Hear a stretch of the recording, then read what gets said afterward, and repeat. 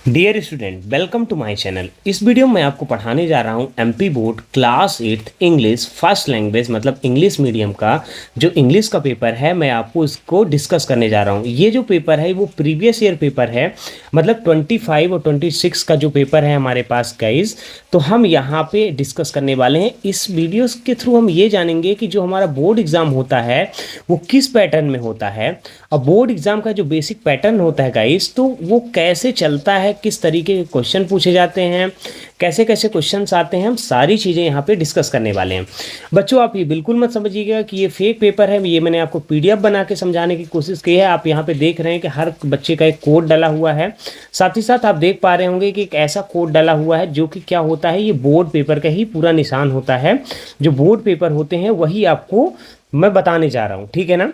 चलिए तो बच्चों बिना किसी देरी के वीडियो को स्टार्ट करते हैं। बट वीडियो को स्टार्ट करने से पहले मैं आपसे एक रिक्वेस्ट करना चाहूँगा कि अगर आपके लिए वीडियो हेल्पफुल है, ये देखिए मैं इस चैनल पे आपको एग्ज़ाम पॉइंट ऑफ व्यू से पूरी तैयारी करवाता हूँ कि आपको पूरा एग्ज़ाम से आपको पूरी तरीके से डेडिकेटेड रहना है कि आने वाले टाइम में आप बेटर मार्क्स कैसे पा सके, ठीक है ना।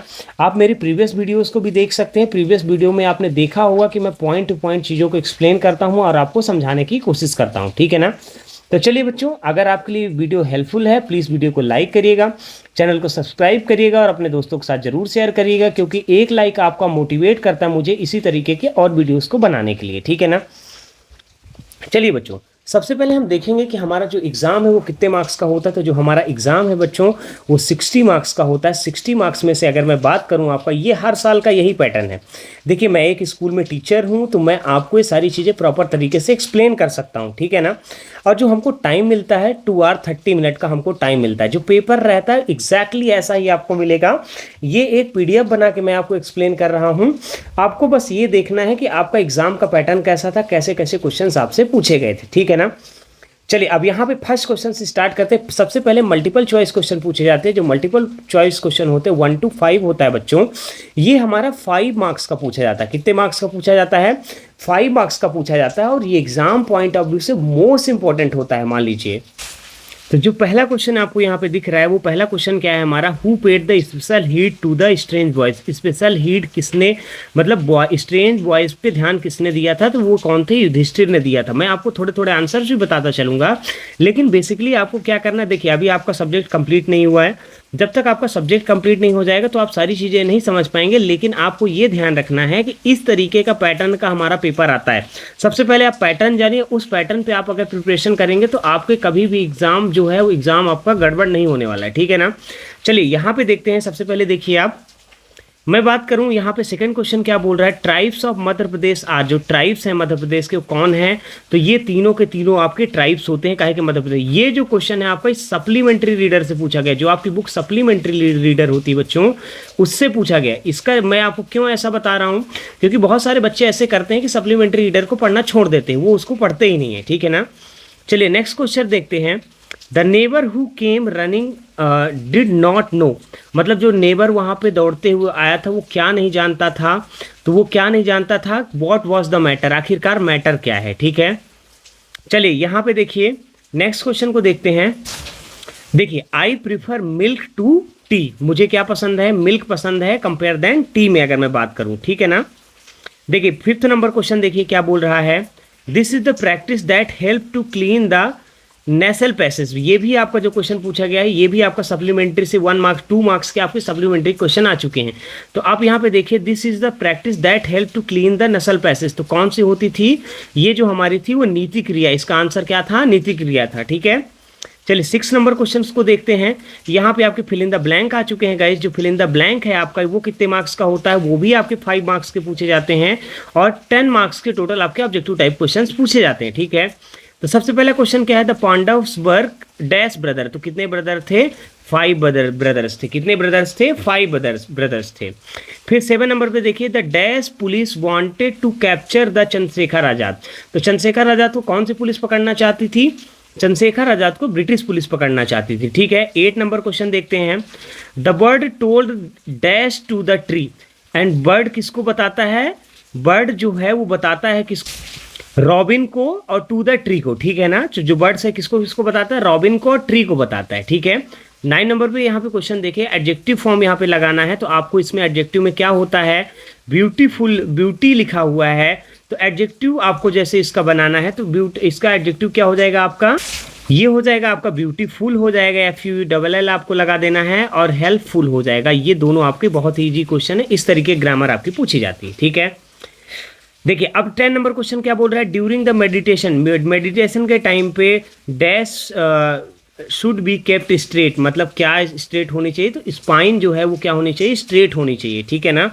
अब देखिए यहाँ पे हमारे very short type question start हो चुके हैं guys. Very short type question हमारे 2 मार्क्स के होते हैं, टोटल 6 क्वेश्चन पूछे जाते हैं, जो कि टोटल हमको 12 मार्क्स देके जाते हैं, ठीक है ना। ये आपको एक लाइन में लिखना होता है, बहुत ही ईजी होते हैं, तो आपको इनको प्रॉपर तरीके से लर्न करना होता है। इस तरीके क्वेश्चन आपको पूछे जाएंगे, पर अभी मैं आपको केवल बता रहा हूँ, आने वाले टाइम में ये सारी चीज़ें मैं आपको एक्सप्लेन करूँगा, जिससे ये हो जाएगा कि एक्सप्लेनेशन आपको मैं दूंगा तो आपको ये सारी चीज़ें समझ में आएंगी। देखिए अभी क्या है कि पूरा का पूरा सिलेबस आपके लिए नया है, जो नए बच्चे ज्वाइन किए हैं अभी, तो उनके लिए क्या है कि पूरा का पूरा सिलेबस नया है, ठीक है ना।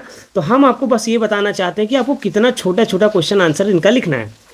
तो पहले देखिए, what was king Krishna Dev Raya known for, Krishna king Dev Raya किसके लिए जाने जाते हैं, तो जो किंग कृष्ण देव राय है वो काहे के लिए जाने जाते हैं, पैट्रोनोस ऑफ हिज स्कॉलर्स, वो जो उनके स्कॉलर्स थे उनके पैट्रोनोस के लिए वो जाने जाते हैं। कौन जाने जाते हैं, किंग कृष्ण देव राय।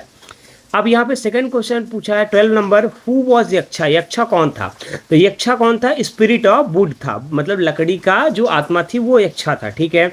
फिर 13 नंबर देखिए, who always come on the market days, the balloon man, बस आपको इतना लिख देना था, 2 मार्क्स आपको मिल जाएंगे। 14 नंबर देखिए, right the opposite gender of queen and princess, अब क्वीन का अपोजिट जेंडर आपका क्या हो जाएगा, किंग हो जाएगा, प्रिंसेस का क्या हो जाएगा, प्रिंस हो जाएगा। कितना ईजी है। चलिए अब सेकेंड पेज में चलते हैं, जो सेकेंड पेज इसका रहता है, तो राइट द बेनिफिट्स ऑफ जल नीति, जल नीति के क्या क्या बेनिफिट्स होते हैं, तो जल नीति के आपके 2 बेनिफिट्स आपको लिखने हैं। पहला जो ये देखिए, ये भी क्वेश्चन आपको सप्लीमेंट्री रीडर से पूछा गया, तो अगर आपसे कोई कहे कि सप्लीमेंट्री जिससे क्वेश्चन नहीं पूछे जाते, तो बिल्कुल भी आपको इस बात को मानने के लिए तैयार नहीं होना, सप्लीमेंट्री रीडर को भी आपको पढ़ना है। तो जल नीति से आपका क्या होता है, नस्ल पैसेज जो होता है वो क्लियर होता है। ये आपके कहाँ पे लिखा हुआ है, यहीं पे आप देख सकते हैं, कहाँ पे, ये देखिए एक क्वेश्चन यहाँ पे आया हुआ है कि नस्ल पैसेज कैसे क्लियर होता है, तो ये आपका नीति क्रिया से क्लियर होता है, ठीक है।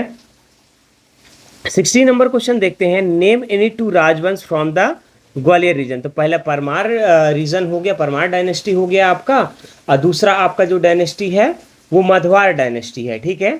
चलिए 17 नंबर क्वेश्चन देखिए, 17 नंबर क्वेश्चन बोल रहा है, what are we trying to do under water conservation program, under water conservation program से हम क्या करना चाहते थे, तो उसमें क्या करना चाहते थे, we want to save the water. इसको आपको प्रॉपर तरीके से लिखना है। देखिए अभी मैं आंसर्स आपको प्रॉपर तरीके से एक्सप्लेन नहीं कर रहा हूँ, केवल मैं आपको क्वेश्चन एक्सप्लेन कर रहा हूँ, ठीक है। तो मतलब किस तरीके क्वेश्चन पूछे जा रहे हैं, अगर आपको इनके आंसर्स भी चाहिए आप मेरे को कमेंट करके बताना, मैं प्रॉपर आंसर्स के साथ आपके लिए वीडियोज़ बनाऊंगा, ठीक है। 18 नंबर क्वेश्चन क्या बोल रहा है, ये यहाँ पे आप जो क्वेश्चन देख रहे हैं शॉर्ट टाइप क्वेश्चन, ये क्या है, ये 3 मार्क्स के क्वेश्चन है, टोटल 6 क्वेश्चन पूछे जाते हैं, ठीक है ना, मतलब 18 मार्क्स के टोटल पूछे जाते हैं, ठीक है ना। अब देखिए यहाँ पे क्या बोल रहा है, how did the Kalpana Chawla prepare for her career after the school, मतलब कल्पना चावला ने अपने करियर की कैसे प्रिपरेशन की, किससे, स्कूल के बाद, ठीक है। 19 नंबर क्वेश्चन देखिए, देखिए हमारा जो ये वाला क्वेश्चन है, what was the only pleasure of the माइजर, माइजर का ओनली प्लेजर क्या था। फिर 20 नंबर पे देखिए, करेक्ट द फॉलोइंग सेंटेंस, ये जो सेंटेंस लिखा हुआ है इसको आपको करेक्ट करना, तो ये क्या है, this is a beautiful pens, तो this is a beautiful pen हो जाएगा। हाउ इज यू, मतलब हाउ आर यू, मतलब ग्रामर का रोल बिल्कुल ना के बराबर है। आप यहाँ पे देखिए इतना बड़ा रोल ग्रामर का नहीं रहता है। ये यहाँ पे एक क्वेश्चन देख रहे हैं, name the 3 classification of the stone age, आपको 3 नेम बताने किसके, स्टोन एज के क्लासिफिकेशन बताना है। ये आपका pre stone age, mid stone age और न्यू स्टोन एज होता है। ये भी आपका सप्लीमेंट्री से पूछा गया है, सप्लीमेंट्री भी आपको पढ़ना मोस्ट इंपॉर्टेंट है, जो चीज़ें मैं आपको बता रहा हूँ। अब यहाँ पे एक पैसेज दिया गया है जो कि 3 मार्क्स के 3 क्वेश्चन पूछे गए हैं, जो कि आपको रीड करके इसको क्या करना है, इसके आंसर्स देखने। अब देखिए लॉन्ग टाइप क्वेश्चन किस तरीके से पूछे जाते हैं। लॉन्ग टाइप क्वेश्चन 5 मार्क्स के 4 क्वेश्चन आपके पूछे जाते हैं, ठीक है ना, जो आपके एग्जाम पॉइंट ऑफ व्यू से मोस्ट इंपॉर्टेंट होते हैं। तो पहला नंबर देखिए, how did Chandrashekhar keep his place of not being caught alive, मतलब चंद्रशेखर आज़ाद ने अपनी जो प्रतिज्ञा थी उसको कैसे पूरा किया कि वो जिंदा नहीं पकड़े जाएंगे, ठीक है ना।